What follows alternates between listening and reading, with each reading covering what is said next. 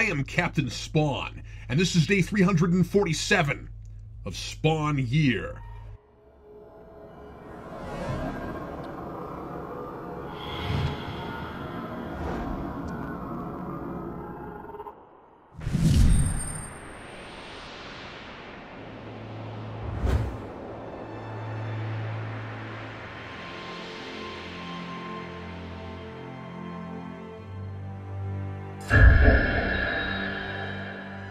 Alright, I'm a little less impressed today.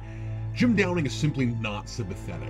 Last issue it looked as though he was simply finding the joy in helping people, discovering a sense of purpose, and importantly, the scene where Blood tries to commit him to indentured servitude and he immediately reacts with violence takes place before he heals that boy on national television and realizes what he could do with his gift. In this issue, he is basking in the glory of his newfound fame, instantly becoming intoxicated with his stardom, and he sleeps with his only friend's girlfriend behind his back to boot.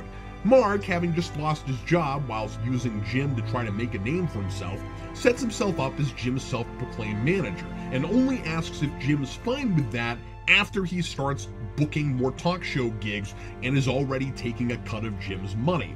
And Mark's girlfriend runs off looking to Jim for a wild night after Mark asks her to give him a couple hours while she's impatiently stripping for him, not because he's uninterested or ignoring her, but because there are major networks interested in Jim and he has to get back to them promptly.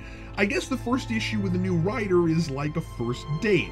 It might make a fantastic first impression and say everything you want to hear, but you can't be sure what they're really like until you try them again.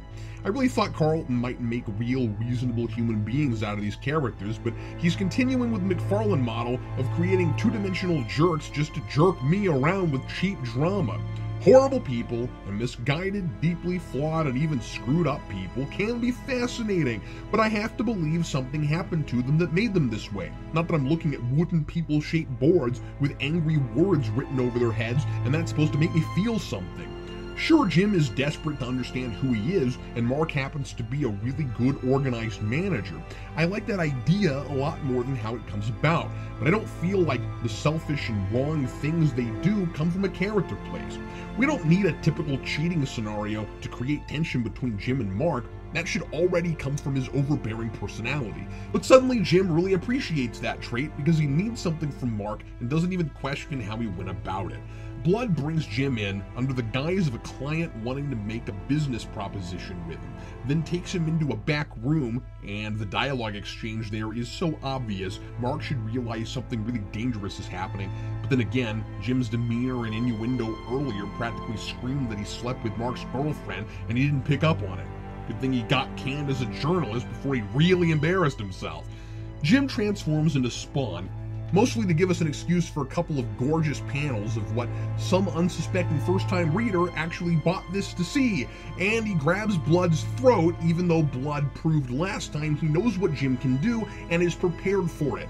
That seems to be Jim's go-to move whenever someone threatens him. Go for the choke.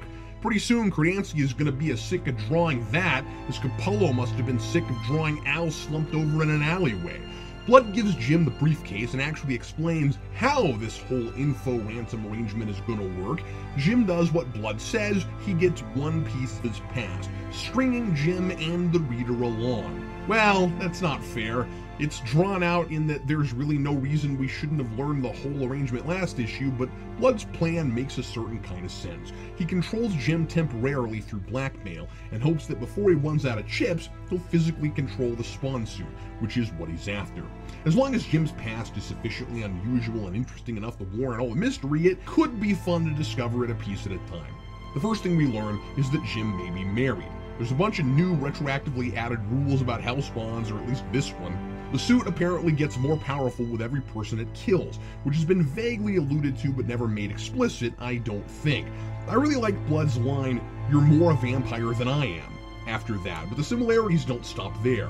Spawn's also weakened by sunlight now, and has physical hunger pains for blood. Vampires and hellspawns are completely different kinds of demons. Why does the symbiote suddenly work almost exactly like a vampire? Wow, Turns out back in Blood Feud, when Sangster framed Spawn and called him a vampire, he wasn't quite lying. And I guess that means when Spawn was lying on the sidewalk back in issue 29, he wasn't in bad shape just because of his fight in the Angela mini. It was also because he was in the sunlight. Oh, and while the plotting overall is still tighter than under McFarlane's pen, why is there one of those news anchor pages interrupting Spawn and Blood's conversation? It's not between scenes, it's smack dab in the middle of one, like it was inserted in the wrong place. And the conservative opinion anchor, who really should be like 80 by now, makes no sense. He says if Jim was a real faith healer, he'd magically fix the economy by giving people jobs.